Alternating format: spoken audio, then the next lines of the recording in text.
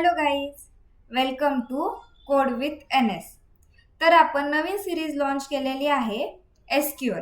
त्याच्यामध्ये आपण पूर्णपणे SQL शिकणार आहोत, डीपली शिकणार आहोत, ज्याच्याकरून तुम्हाला SQLमध्ये परत पुढे जाऊन काही प्रॉब्लेम येणार नाही. तुम्हाला जर SQLबद्दल काहीच माहिती नसेल तरी चालेल. ह्या लेक्चरमध्ये आपण इंट्रो पूर्णपणे SQLचा बघणार आहोत, ज्याच्यामध्ये तुम्हाला SQL म्हणजे काय आहे, ते कशासाठी यूज केलं जातं ते सगळं समजून जाईल. तसंच जर तुम्हाला जावाबद्दल सुद्धा शिकायचं असेल, जावा ही एक कोर लँग्वेज आहे, खूप इम्पॉर्टंट लँग्वेज आहे जसं SQL आहे, तर तुम्ही चॅनलला लाईक, सबस्क्राईब, कमेंट करा, तुमच्या फ्रेंड्ससोबत शेअर करा, जेणेकरून त्यांनासुद्धा हे बेनिफिट भेटेल. आपण SQLची बॅच तर लॉन्च केलेलीच आहे, तसंच आपण जावाची सुद्धा लवकरात लवकर करणार आहोत. जर तुम्हाला काही प्रॉब्लेम आला किंवा तुम्हाला काही नोट्स वगैरे हवे असतील तर डिस्क्रिप्शन बॉक्समध्ये व्हॉट्सअप नंबर दिलेला आहे, त्याच्यावर तुम्ही मेसेज करू शकता, तुम्हाला नोट्स अवेलेबल होऊन जातील. तर चला आपण बघूया SQL म्हणजे काय. SQL म्हणजे काय? SQL एक स्ट्रक्चर क्वेरी लँग्वेज आहे. स्ट्रक्चर म्हणजे काय आता? तर structure means the format, arrangement use to write SQL statement to access the data or in a database. म्हणजेच काय, आपल्याला SQL एक स्टेटमेंट आहे, ते ॲक्सेस करतं मेजर डेटा इन डेटाबेसमध्ये जाऊ. आणि क्वेरीज म्हणजे काय, तर तिथे एक छोटे छोटे क्वेरीज असतात, ते आपण सॉल्व्ह करणार आहोत पुढं. ते तुम्हाला तिथं कळून जाईल नेमकं काय आहे. तर why do we need SQL? आपल्याला SQL का गरजेचं आहे, का आपण यूज करतो, तर त्याचं आपण आर्किटेक्चर बघणार आहोत. तर आपण एक वेबसाईट आहे, एक इमॅजिन करा, एक वेबसाईट आहे. आता वेबसाईट इझिली तर क्रिएट होत नाही, त्याच्यामध्ये मेजर 3 पार्ट्स आहेत: front end, back end and database. आता फ्रंट एंड जे आपल्याला स्टार्टिंगला एखाद्या लिंकवरती क्लिक केल्यावरती जे स्टार्टिंगला दिसतं ते फ्रंट एंड आहे, जेणेकरून त्याच्यावरती इमेजेस असतात. आपण look and feel of the application, आपण अट्रॅक्ट होतो त्या ॲप्लिकेशनकडे. ते कशानं? वेबटेकनं बनवलं, म्हणजे HTML, CSS आणि जावास्क्रिप्ट हे सगळं शिकून आपण ते क्रिएट केलेलं असतं. हे सुद्धा आपण बघणार आहोत. त्याच्यानंतर आहे बॅकएंड. बॅकएंड हे एक मिडलवेअर आहे, ज्याच्यामध्ये majorly Java and Python use केलं जातं. आणि आता डेटाबेस. डेटाबेसमध्ये डेटा ऑफ द ॲप्लिकेशन, ते डेटाबेसमध्ये जो काही डेटा स्टोअर होतो ते स्टोअर करण्यासाठी आपल्याला मदत कोण करतं, तर SQL ही लँग्वेज थ्रू आपण डेटाबेसमध्ये डेटा ऑर्गनाइज्ड वेने स्टोअर करू शकतो किंवा मॅनेज करू शकतो. फॉर एक्झाम्पल युजर डिटेल्स आले, स्टुडंट डिटेल्स आले, ते आपण सगळे ऑर्गनाइज्ड वेने स्टोअर करू शकतो. आता application consist of a part called as database. ते जे काही ॲप्लिकेशन आहे कन्सिस्ट केलेलं त्याला काय म्हणतात? Database. And to work with this part of application we need SQL. त्या डेटाबेससोबत आपल्याला वर्क करायला कोण हेल्प करतं, तर SQL यूज होतं आपल्याला.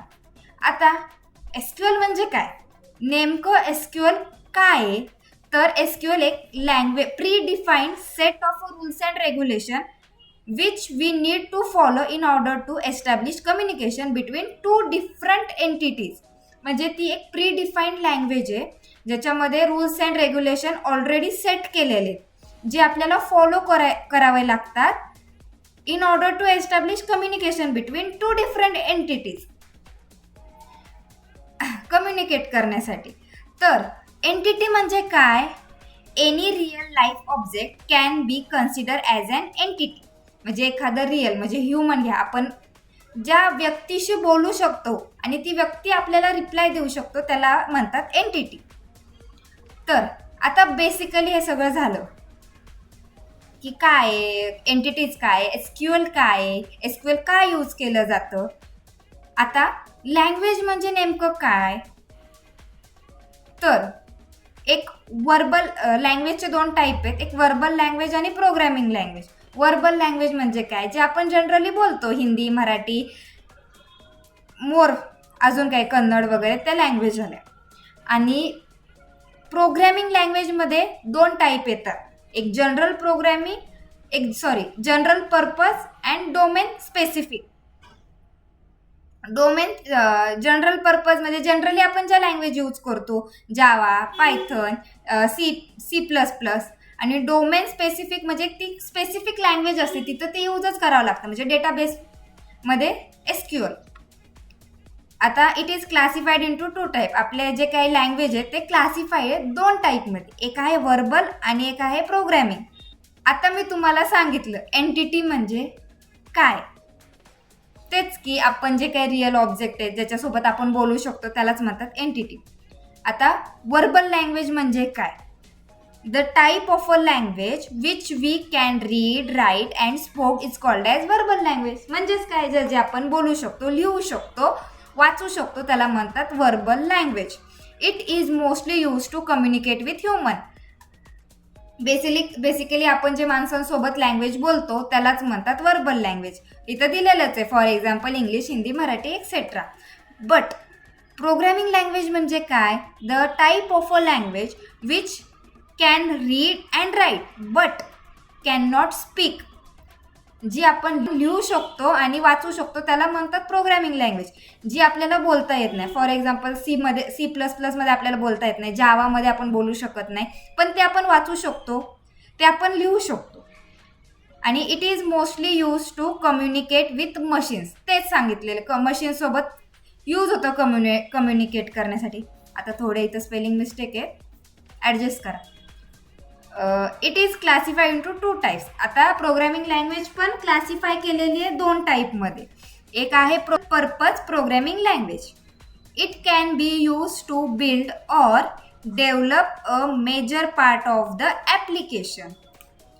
जनरल प्रोग्रॅमिंग लँग्वेज काय आहे, it is the major part of a application, म्हणजे एखाद्या ॲप्लिकेशनचा तो मोठा पार्ट आहे. कारण जावा किंवा पायथन शिवाय एखादी वेबसाईट क्रिएटच होऊ शकत नाही, कारण तो मिडलवेअर आहे. मिडलवेअरमध्ये म्हणजे एखाद्या वेबसाईटचं ते ब्रेन आहे. मिडलवेअर म्हणजे जिथं जावा आणि पायथन असतं ती जनरल पर्पजमध्ये. आणि it is capable to work with multiple part of domain of an application, म्हणजे ते मल्टिपल डोमेनसोबत वर्क होतं.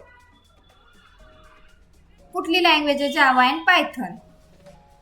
आता सेकंड पॉईंट आहे आपला डोमेन स्पेसिफिक प्रोग्रॅमिंग लँग्वेज. म्हणजे काय, आता it can be use to do with or develop only one part of domain of an application. इथं किती मल्टिपल सोबत होते, पण इथं फक्त एका single part of a domain in application, म्हणजे वरच्यामध्ये मल्टिपल ॲप्लिकेशन सोबत ते वर्क होत होतं, पण इथे होत नाही. इथे फक्त एकाच पार्टसोबत वर्क होतं. It is capable to work with only one part of a domain of an application. It is capable to working with only a single part of domain and application. तर आता तुम्ही विचार कराल डोमेन म्हणजे काय. Sir, domain is a collection of a valid value. ज्या valid value आहे त्यांचं collection that can be store in a particular field of that data.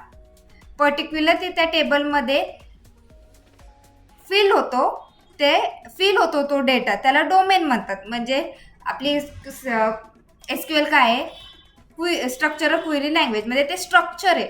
स्ट्रक्चरमध्ये सगळा डेटा फिल होतो. ते तुम्ही पुढे बघणार आहात, स्ट्रक्चर अनस्ट्रक्चर म्हणजे काय. तर डेटाबेसमध्ये कुठल्या कुठल्या लँग्वेज यूज होतात, SQL, non SQL, HTML etcetera. HTML तर तुम्ही फ्रंट एंडमध्ये शिकून जाल. तर आता आपला नेक्स्ट पार्ट आहे SQL अँड डोमेन. म्हणजे SQL काय आहे, प्रोग्रॅमिंग लँग्वेज. डेटाबेस काय आहे, डोमेन. SQL काय, programming language. Database, domain. Domain म्हणजे काय, ज्याच्यामध्ये डेटा ऑर्गनाइज्ड वेने स्टोअर होतो त्याला म्हणतात domain.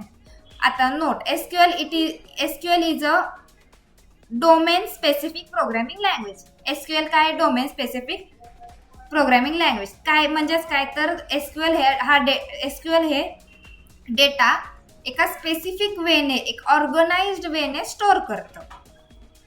It is capable for working with a domain called as database. There are many domain specific programming language and SQL is one of them. And SQL ही एक खूप easy programming language आहे जी आपण आता पुढे आता जर इंट्रो झाला पुढे आपण शिकणार आहोत. त्याच्यामध्ये खूप छोट्या छोट्या कन्सेप्ट आहेत, इझी कन्सेप्ट्स आहेत आणि तुम्ही इझी वेने क्वेरी सुद्धा सॉल्व्ह करू शकतात. तर तुम्हाला काही डाऊट असेल, काही प्रॉब्लेम असेल तर तुम्ही डिस्क्रिप्शनमध्ये व्हॉट्सअप नंबर आहे त्याच्यावर तुम्ही कॉन्टॅक्ट करू शकता. ह्या नोट्स जर तुम्हाला हव्या असतील तरी तिथे तुम्ही मेसेज करू शकतात, तुम्हाला नोट्स ह्या प्रोव्हाइड होतील. Thank you for watching this video and share with your friends, जेणेकरून तुमच्या फ्रेंड्सला सुद्धा ह्याचा बेनिफिट होईल. So thank you.